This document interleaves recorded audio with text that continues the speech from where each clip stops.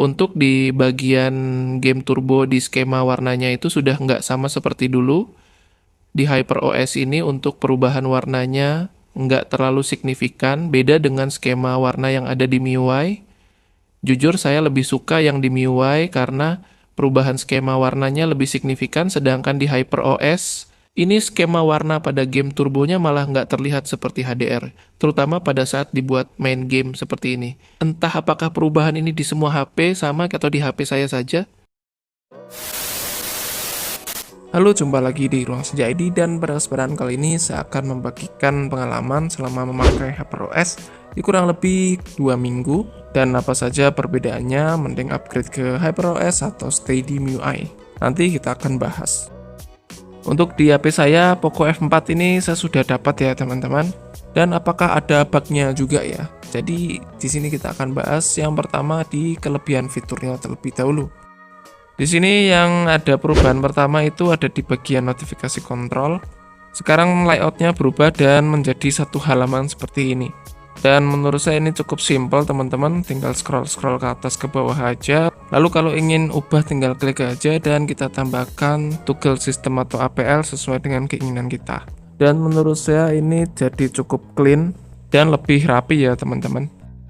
Lalu untuk fitur split screen-nya ini baru ya teman-teman. Kalau kita coba split screen seperti ini, kita coba buka dua aplikasi ya. Contohnya seperti ini. Di sini ada titik 3 di bagian tengah. Fiturnya ini lebih fleksibel ya, kita bisa membalikkan aplikasinya. Nah, kurang lebih seperti ini. Ini fitur yang cukup menarik ya menurut saya. Lalu kalau ingin pop up Windows ini juga bisa. Coba kita balikan dulu, setelah itu kita klik pop up seperti ini. Jadi ini fitur yang membantu sekali, fitur baru di HyperOS. Lalu kalau ingin mengembalikan split screen tinggal seperti ini, cakep. Lalu untuk perubahan yang berikutnya, kalau kita jadikan satu aplikasi ke dalam folder, di sini kita bisa mengubah untuk tampilan foldernya. Contohnya seperti ini, kita klik ubah folder, lalu setelah itu di sini kita bisa mengubah untuk tampilan foldernya. Dan maka akan terlihat lebih besar seperti ini, atau mau terlihat lebih kecil itu bisa teman-teman. Oke, bagus juga ya. Dan langsung aja kita lanjut ke perubahan yang berikutnya. Untuk perubahan berikutnya menurut saya di bagian suhu HP pada saat sosmed ini juga lebih adem dibanding MIUI.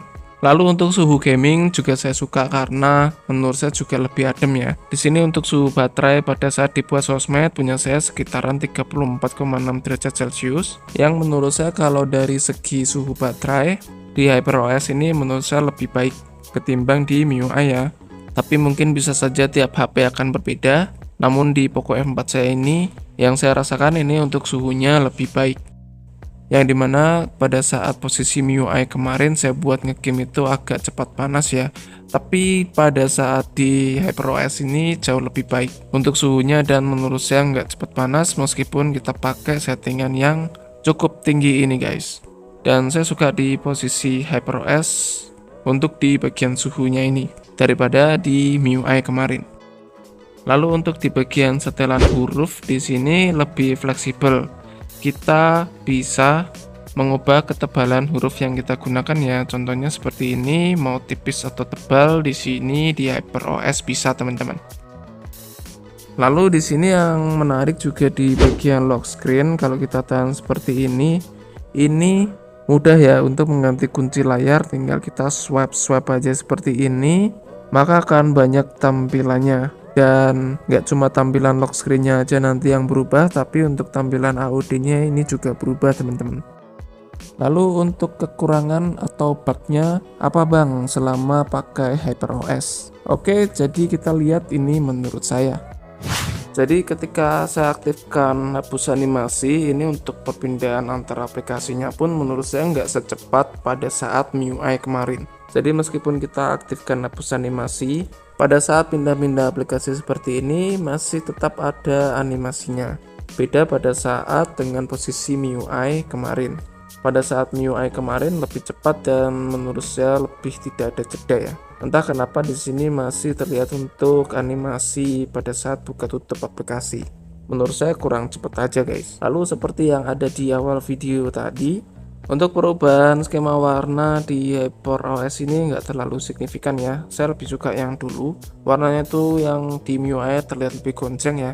Tapi kalau di posisi HyperOS ini, untuk perubahan skema warnanya ini sedikit banget. Dan menurut saya nggak terlalu kelihatan ya. Semoga bisa di-fix di updatean HyperOS berikutnya. Padahal ini adalah fitur yang saya sangat suka sekali di HP Xiaomi atau Poco. Dan apakah teman-teman ada yang merasakan juga? Kalian bisa komentar aja di bawah. Lalu pada saat di MIUI atau di HyperOS ini masih sama aja guys. Pada saat mode satu tangan ini malah jadi seperti ini. Dan entah kenapa dari dulu belum di fix ya. Padahal saya sangat suka fitur mode satu tangan. Tapi menurut saya untuk mode satu tangannya ini seperti ngebug teman-teman. Tampilannya cuma setengah dan ketika di back malah jadi satu layar. Semoga kedepannya ada fitur updatean di bagian fitur mode satu tangan. Pada saat aplikasi lain pun juga sama teman-teman. Ketika kita slide, ini layarnya malah menjadi setengah dan nggak bisa di scroll. Oke, dan seperti itu aja. Semoga bisa bermanfaat buat kalian. Mungkin yang pengen upgrade atau update ke Xiaomi HyperOS, kalian bisa tonton video ini terlebih dahulu. Mending stay di MIUI atau upgrade ke HyperOS. Yang mau sharing-sharing bisa komentar aja di kolom komentar. Ruang Senja ID pamit, sampai jumpa di video berikutnya.